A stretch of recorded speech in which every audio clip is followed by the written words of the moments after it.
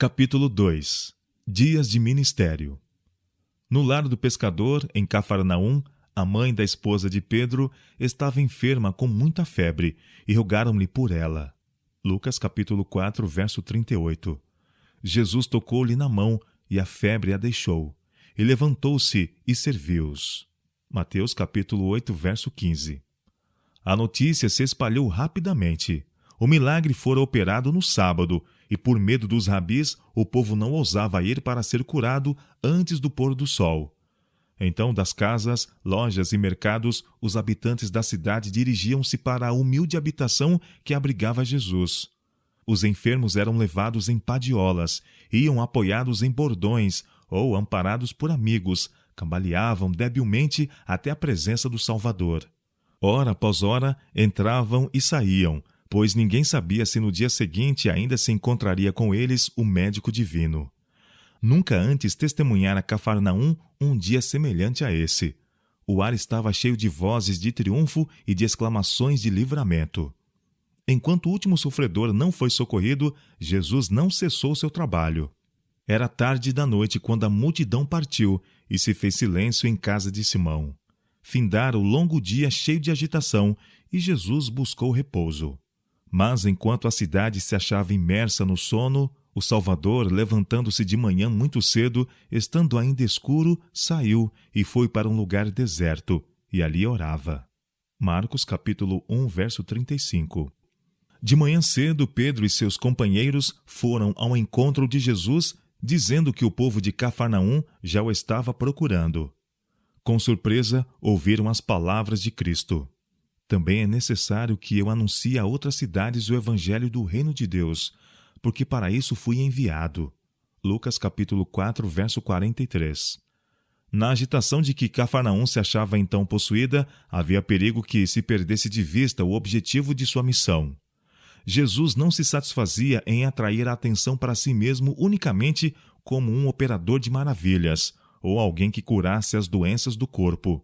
Queria atrair as pessoas a si como seu Salvador. O povo estava ansioso de crer que ele viera como rei para estabelecer um reino terrestre, mas ele lhes desejava desviar a mente do terreno para o espiritual. Um êxito meramente mundano lhe estorvaria a obra. E a admiração da descuidada massa era chocante ao seu espírito. Nenhum egoísmo tinha parte em sua vida. A homenagem prestada pelo mundo à posição, à riqueza ou ao talento era coisa estranha ao Filho do Homem. Jesus não se servia de nenhum dos meios que os homens empregam para conseguir a lealdade ou atrair homenagem. Séculos antes de seu nascimento fora profetizado a seu respeito. Não clamará, não se exaltará, nem se fará ouvir a sua voz na praça. A cana trilhada não quebrará, nem apagará o pavio que fumega. Em verdade, produzirá o juízo. Isaías capítulo 42, versos 2 e 3. Os fariseus procuravam distinção por meio de seu escrupuloso cerimonialismo e pela ostentação de seu culto e suas caridades. Provavam o zelo que tinham pela religião, tornando-a objeto de discussões. As disputas entre as seitas oponentes eram ruidosas e longas, e não raro se ouvia nas ruas o som de irritadas questões entre doutores da lei. Em notável contraste com tudo isso estava a vida de Jesus. Nessa vida não se via nunca ruidosa discussão, nem ostentoso culto, nem atos que visassem a aplausos. Cristo estava escondido em Deus, e Deus era revelado no caráter de seu Filho. Era a essa revelação que Jesus desejava dirigir a mente do povo. O sol da justiça não irrompia sobre o mundo em esplendor para deslumbrar os sentidos com sua glória. Está escrito de Cristo: como a alva será a sua saída. Oséias capítulo 6, verso 3. Calma e suavemente rompe a luz matinal sobre a terra, dissipando as trevas e despertando um mundo para a vida. Assim surgiu o sol da justiça, trazendo salvação debaixo das suas asas. Malaquias capítulo 4, verso 2. Eis aqui o meu servo, a quem sustenho, o meu eleito, em quem se compraz a minha alma. Isaías capítulo 42, verso 1. Foste a fortaleza do pobre e a fortaleza do necessitado na sua angústia, refúgio contra a tempestade e sombra contra o calor. Isaías capítulo 25, verso 4. Assim diz Deus, o Senhor, que criou os céus e os estendeu, e formou a terra e tudo quanto produz, que dá respiração ao povo que nela está, e o espírito aos que andam nela. Eu, o Senhor, te chamei em justiça, e te tomarei pela mão, e te guardarei, e te darei por conserto do povo e para a luz dos gentios, para abrir os olhos dos cegos, para tirar da prisão os presos, e do cárcere os que jazem em trevas. Isaías capítulo 42, versos 5 a 7. E guiarei os cegos por um caminho que nunca conheceram, fá-los-ei caminhar por veredas que não conheceram. Tornarei as trevas em luz perante eles, e as coisas tortas farei direitas. Essas coisas lhe farei, e nunca os desampararei. Isaías capítulo 42, verso 16. Cantai ao Senhor um cântico novo, e o seu louvor desde o fim da terra, vós que navegais pelo mar e tudo quanto há nele, vós ilhas e seus habitantes. Alcem a voz o deserto e as suas cidades, com as aldeias que Quedar habita. Exultem os que habitam nas rochas, e clamem do cume dos montes. Deem glória ao Senhor, e anunciem o seu louvor nas ilhas. Isaías capítulo 42, versos 10 a 12. Cantai alegres, vós, ó céus, porque o Senhor fez isso. Exultai vós, as partes mais baixas da terra. Vós, montes, retumbai com júbilo. Também vós, bosques e todas as árvores em vós. Porque o Senhor remiu a Jacó e glorificou-se em Israel. Isaías capítulo 44, verso 23. Da prisão de Herodes, onde em decepção e perplexidade quanto à obra do Salvador, vigiava e esperava, João Batista enviou 2 de seus discípulos a Jesus com a mensagem: És tu aquele que havia de vir ou esperamos outro? Mateus capítulo 11, verso 3. O Salvador não respondeu imediatamente à pergunta dos discípulos. Enquanto ali ficavam, maravilhados de seu silêncio, os doentes iam chegando aos seus pés. A voz do poderoso operador de curas penetrava nos ouvidos surdos. Uma palavra, um toque de sua mão, abria os olhos cegos para a contemplação da luz do dia, das cenas da natureza, do rosto dos amigos e de seu libertador. Sua voz chegava aos ouvidos do moribundo, e eles se erguiam com saúde e vigor. Paralisados possessos lhe obedeciam a palavra. Abandonava-os à loucura e lhes rendiam culto. Os pobres camponeses e os trabalhadores, evitados pelos rabis como imundos, reuniam-se ao seu redor, e ele lhes falava as palavras da vida eterna. Assim se passou o dia, os discípulos de João vendo e ouvindo tudo. Afinal, Jesus os chamou a si e pediu-lhes que fossem e dissessem a João o que tinham visto e ouvido, acrescentando: Bem-aventurado é aquele que não se escandalizar em mim. Mateus capítulo 11, verso 6. Os discípulos levaram a mensagem e foi suficiente. João relembrou a profecia relativa ao Messias. O Senhor me ungiu para pregar boas novas aos mansos. Enviou-me a restaurar os contritos de coração, a proclamar liberdade aos cativos e a abertura de prisão aos presos, a apregoar o ano aceitável do Senhor, a consolar todos os tristes. Isaías capítulo 61, versos 1 e 2.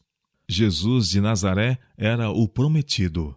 A prova de sua divindade se revelava em seu ministério às necessidades da sofredora humanidade. Sua glória se manifestava em sua condescendência para com nosso estado decaído.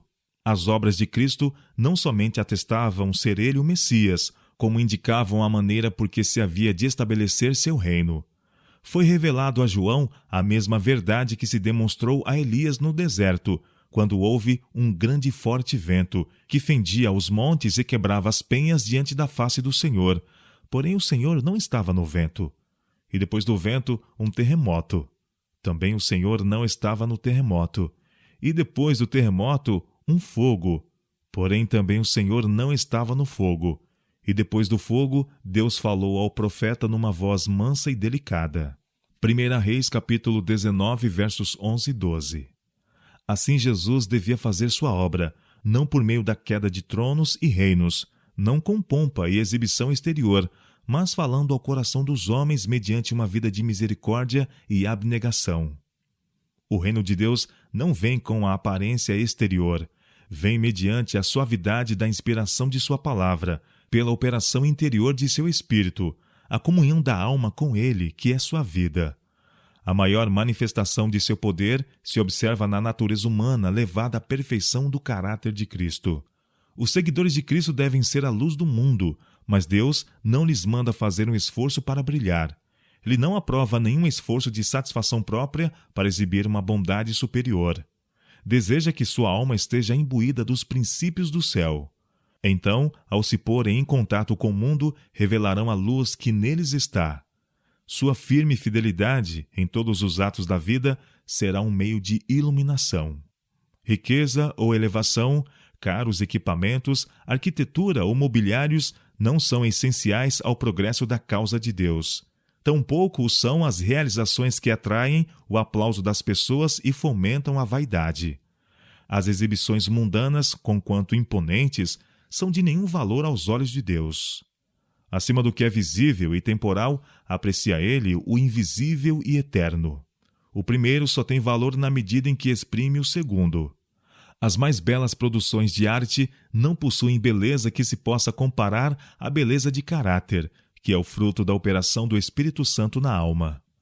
Quando Deus deu seu Filho ao nosso mundo, dotou os seres humanos com riquezas imperecíveis, riquezas diante das quais as entesouradas fortunas dos homens, desde o princípio do mundo, nada são.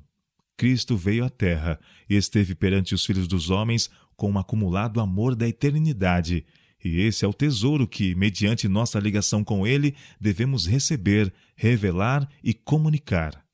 O esforço humano na obra de Deus terá eficiência proporcional à consagrada devoção do obreiro, revelando o poder da graça de Cristo para transformar a vida. Devemos distinguir-nos do mundo, porque Deus pôs seu selo em nós, porque em nós manifesta seu caráter de amor. Nosso Redentor nos cobre com sua justiça. Ao escolher homens e mulheres para seu serviço, Deus não indaga se eles possuem riquezas mundanas, saber ou eloquência. Pergunta: andam eles em tanta humildade que lhes possa ensinar o meu caminho? Posso pôr em seus lábios as minhas palavras? Representar-me-ão? Deus pode usar cada pessoa exatamente na proporção em que pode introduzir-lhe seu espírito no templo da alma. O trabalho que ele aceita é aquele que lhe reflete a imagem. Seus seguidores devem levar, como credenciais perante o mundo, as indeléveis características de seus princípios imortais. Enquanto Jesus ministrava nas ruas da cidade, as mães, levando nos braços filhinhos, comprimiam-se através da multidão, tentando chegar onde ele as pudesse ver. Imaginai essas mães, pálidas, cansadas, quase em desespero, mas decididas e perseverantes. Carregando seu fardo de sofrimentos, buscam o Salvador. Como são repelidas para trás pela multidão revolta, Cristo abre passo a passo o caminho para elas, até que lhes fica ao lado. Brota-lhes no coração a esperança. Caem-lhes lágrimas de alegria ao lhe atraírem a atenção e fitarem os olhos que tanta piedade e amor exprimem. Destacando uma do grupo, o Salvador lhe estimula a confiança, dizendo: que posso fazer por ti? Ela soluça sua grande necessidade. Mestre, cura meu filho. Cristo toma o pequenino nos braços e a doença foge ao seu contato. Desaparece a palidez da morte. A corrente comunicadora de vida flui através das veias. Os músculos são revigorados. Jesus dirige à mãe palavras de conforto e paz, e logo se apresenta outro caso, de urgência igual. Novamente, Cristo exerce seu poder vivificante, e todos dão louvor e honra àquele que opera milagres. Detemo-nos muito na grandeza da vida de Cristo. Falamos das coisas maravilhosas por ele realizadas, dos milagres que ele operava. Mas sua atenção às coisas consideradas pequeninas é uma prova ainda maior de sua grandeza. Entre os judeus, era costume levar as crianças a algum rabi para que lhes impusesse as mãos numa bênção. Mas os discípulos julgavam o trabalho do Salvador muito importante para ser interrompido daquela maneira. Quando as mães chegaram, desejando que ele lhes abençoasse os pequeninos, os discípulos as olharam com desagrado. Pensavam que essas crianças eram muito pequenas para receber benefícios da visita a Jesus, e concluíram que ele não apreciaria sua presença. Mas o Salvador compreendeu o cuidado e a compreensão das mães que estavam procurando educar seus filhos em harmonia com a palavra de Deus. Ouvira-lhes as orações, ele próprio as atraíra à sua presença. Uma mãe deixara a casa com os filhinhos para ir em busca de Jesus. No caminho, ela disse a uma vizinha o que ia fazer, e esta teve desejo de que Jesus abençoasse seus filhinhos também. Assim, várias mães ali chegaram juntas, levando seus pequenos. Alguns deles já haviam passado da primeira infância, a meninice e a adolescência. Quando as mães explicaram seu desejo, Jesus ouviu com simpatia a tímida e lacrimosa petição, mas esperou para ver como os discípulos os tratariam. Quando os ouviu reprovar as mães e mandá-las embora, julgando fazer-lhes um favor, ele lhes mostrou seu erro, dizendo: Deixai vir os pequeninos a mim, e não os impeçais, porque dos tais é o reino de Deus. Marcos capítulo 10, verso 14. Tomou nos braços as crianças, pôs-lhes as mãos em cima, e deu-lhes as bênçãos que tinham ido buscar. As mães ficaram confortadas, voltaram para casa fortalecidas e felizes pelas palavras de Cristo. Foram animadas a retomar suas cargas com redobrado ânimo e a trabalhar esperançosas em favor de seus filhos.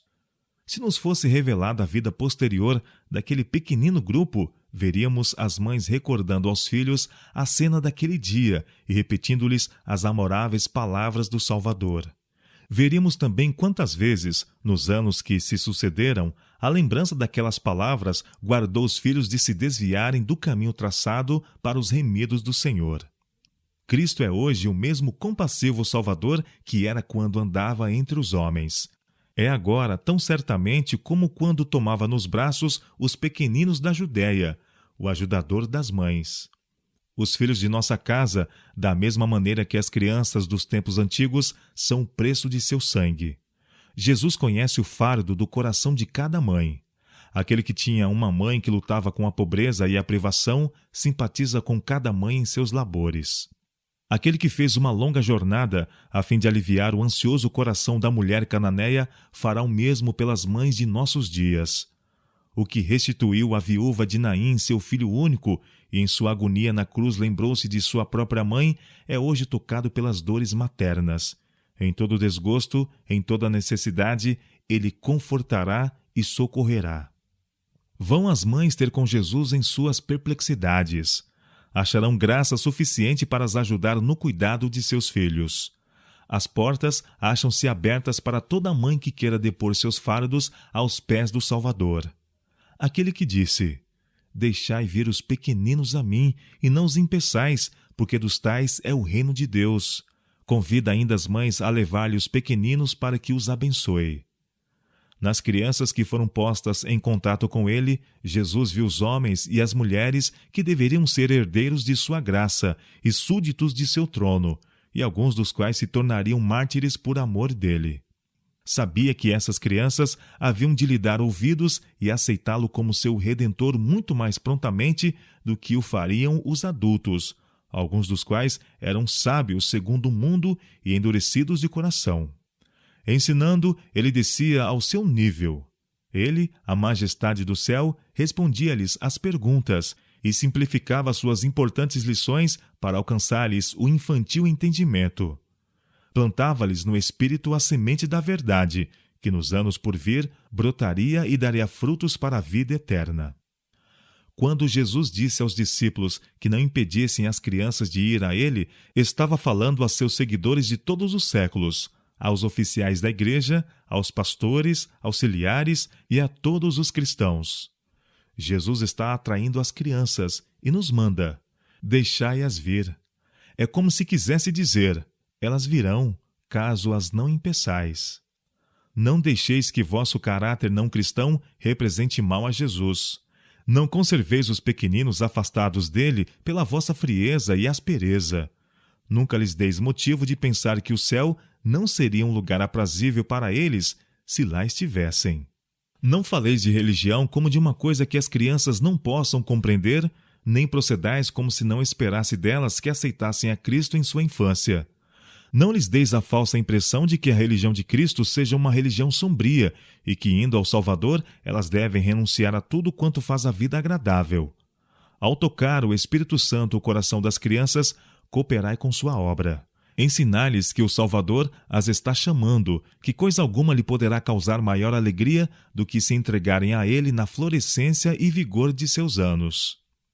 O Salvador considera com infinita ternura as almas que ele comprou com seu sangue. São a reivindicação de seu amor. Ele as olha com inexprimível anelo. Seu coração se dilata, não somente para as mais bem-educadas e mais atrativas crianças, mas para as que, por herança ou negligência, têm objetáveis traços de caráter. Muitos pais não compreendem quão responsáveis são por esses traços em seus filhos. Não possuem a ternura e a sabedoria necessárias para lidar com os faltosos a quem eles próprios fizeram o que são. Mas Jesus olha essas crianças com piedade. Parte da causa para o efeito. O obreiro cristão pode ser um instrumento de Cristo em atrair ao Salvador esses faltosos e errantes. Com sabedoria e tato, é-lhes possível prendê-los ao próprio coração, infundir-lhes ânimo e esperança, e, mediante a graça de Cristo, pode vê-los transformados em caráter, de modo que a seu respeito se possa dizer: dos tais é o reino de Deus. Lucas capítulo 18, verso 16. O dia inteiro o povo se havia aglomerado em volta de Cristo e dos discípulos, enquanto ele ensinava à beira-mar. Haviam escutado suas graciosas palavras, tão simples e tão claras que eram como o bálsamo de Gileade para sua alma. A cura de sua divina mão trouxera saúde ao enfermo e vida ao moribundo. O dia se lhes afigurara como o céu na terra, e haviam ficado inconscientes do tempo em que estavam sem comer. O sol imergia no ocidente, e o povo ainda permanecia ali. Por fim, os discípulos foram falar com Cristo, insistindo que, por amor dela mesma, a multidão devia ser despedida. Muitos tinham vindo de longe, e nada haviam comido desde cedo. Nas cidades e aldeias vizinhas poderiam encontrar algum alimento. Mas Jesus lhes disse: dá-lhes vós de comer. Mateus capítulo 14, verso 16. Depois, voltando-se para Filipe, perguntou: onde compraremos pão para estes comerem? João capítulo 6, verso 5. Filipe olhou para o mar de cabeças e pensou como seria impossível prover comida para tão grande ajuntamento. Respondeu que não bastariam 200 moedas de prata para que cada um tivesse um pouco de pão. Jesus indagou a quantidade de comida que se poderia encontrar entre a multidão. Está aqui um rapaz que tem 5 pães de cevada e 2 peixinhos, disse André. Mas que é isso para tanto? João capítulo 6, verso 9. Jesus ordenou que os mesmos lhe fossem levados. Depois pediu que os discípulos fizessem o povo sentar na relva. Feito isso, tomou a comida e, erguendo os olhos ao céu, os abençoou. E, partindo os pães, deu-os aos discípulos, e os discípulos à multidão. E comeram todos e saciaram-se, e levantaram dos pedaços que sobejaram 12 cestos cheios. Mateus capítulo 14, versos 19 e 20. Foi por um milagre do divino poder que Cristo alimentou a multidão. Todavia, quão humilde foi o mantimento provido. Unicamente os peixes e os pães de cevada, que eram o sustento diário dos pescadores da Galiléia. Cristo poderia haver proporcionado ao povo uma rica refeição, mas comida preparada meramente para a satisfação do apetite não lhes teria transmitido nenhuma lição para seu benefício. Por meio desse milagre, Cristo desejava ensinar uma lição de simplicidade. Se os homens de hoje fossem de hábitos simples, vivendo em harmonia com as leis da natureza, como viviam Adão e Eva no princípio, haveria abundante provisão para as necessidades da família humana. Mas o egoísmo e a condescendência com o apetite trouxeram pecado e miséria, por excesso de um lado e de outro por escassez. Jesus não procurava atrair o povo a si pela satisfação do desejo de luxos. Para aquela grande multidão, fatigada e faminta depois do longo e agitado dia, a simples refeição era a garantia de seu poder, ao mesmo tempo que de seu eterno cuidado por eles nas necessidades comuns da vida. O Salvador não prometeu a seus seguidores os luxos do mundo. A sorte deles poderá ser limitada à pobreza. Mas sua palavra está empenhada quanto à satisfação de suas necessidades, e ele prometeu o que é melhor que bens terrenos, o permanente conforto de sua presença. Depois de a multidão haver sido alimentada, restou ainda abundância de comida. Jesus ordenou aos discípulos: recolhei os pedaços que sobejaram, para que nada se perca. João capítulo 6, verso 12. Essas palavras queriam dizer mais que pôr o alimento em cestos. Era uma lição dupla. Coisa alguma se deve desperdiçar. Não devemos deixar-se perder nenhuma vantagem temporal. Nada deveríamos negligenciar capaz de beneficiar uma criatura humana. Junte-se tudo quanto possa aliviar as necessidades dos famintos da terra. Com o mesmo cuidado nos cumpre entesourar o pão do céu para satisfazer as necessidades da alma. Por toda a palavra de Deus havemos de viver. Não se deve perder coisa alguma do que Deus tem falado. Nenhuma palavra referente à nossa salvação eterna devemos negligenciar. Nenhuma palavra deve cair inutilmente em terra. O milagre dos pães ensina confiança em Deus. Quando Cristo alimentou os 5.000, a comida não estava à mão. Aparentemente, ele não tinha meios a seu dispor. Ali estava, com 5.000 homens, além de mulheres e crianças, num lugar deserto. Não convidara a multidão a segui-lo ali. Ansiosos de estar em sua presença, tinham ido sem ordem ou convite. Mas ele sabia que depois de escutar o dia todo suas instruções, estavam com fome e desfalecidos. Achava-se longe de casa e a noite estava prestes a chegar. Muitos deles estavam sem recursos para comprar comida. Aquele que, por amor deles, jejuara 40 dias no deserto, não permitiria que voltassem em jejum para casa. A providência de Deus colocara Jesus na situação em que ele se encontrava, e ele confiou em seu Pai Celeste quanto aos meios para auxiliar os necessitados. Quando somos levados a situações críticas, devemos confiar em Deus. Em toda emergência devemos buscar auxílio daquele que tem à sua disposição ilimitados recursos. Nesse milagre, Cristo recebeu do Pai, transmitiu aos discípulos, estes ao povo, e o povo uns aos outros. Assim, todos quantos se acham unidos com Cristo receberão dele o pão da vida e o transmitirão a outros. Seus discípulos são um instrumento designado para a comunicação entre Cristo e o povo.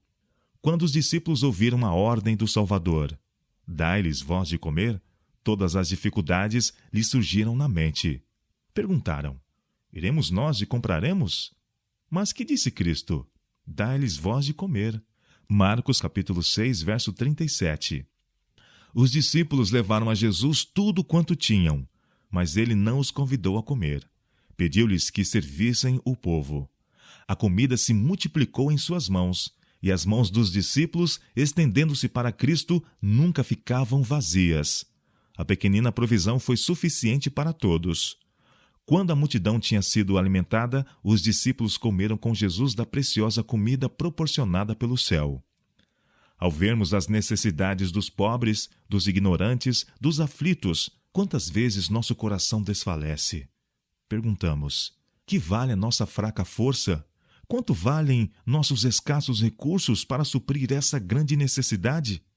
Não esperaremos por uma pessoa de mais capacidade para dirigir a obra ou por alguma organização para empreendê-la?